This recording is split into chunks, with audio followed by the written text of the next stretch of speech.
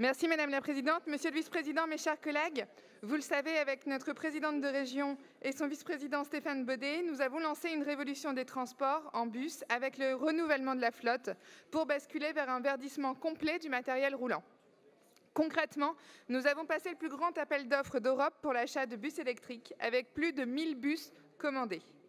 Cette politique ambitieuse, elle nous permet de tenir la ligne d'un calendrier ambitieux lui aussi, avec l'objectif de 100% de bus propres en Île-de-France et plus précisément de 100% de bus propres en zone dense en 2025 et 100% de bus propres sur le reste du territoire francilien en 2029.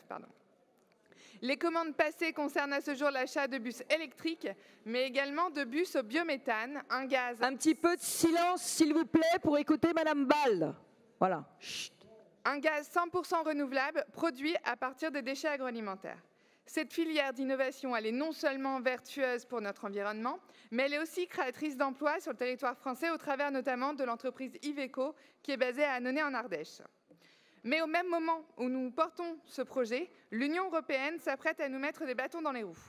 En effet, le règlement CO2 actuellement en discussion à Bruxelles pourrait nous empêcher de faire rouler les dernières commandes de bus biométhane en Île-de-France. Une triste perspective que nous voulons enrayer. Car oui, nous le disons clairement, l'Union européenne que nous aimons, que nous voulons, ce n'est pas celle de l'enfer bureaucratique, c'est celle du concret et du pragmatisme.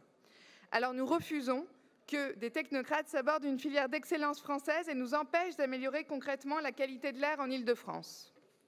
Dans ce contexte, nous vous proposons de mandater notre présidente de région pour interpeller le gouvernement afin d'obtenir une exemption et s'assurer que tous nos bus propres commandés puissent circuler en Île-de-France dans un futur proche. Je vous remercie.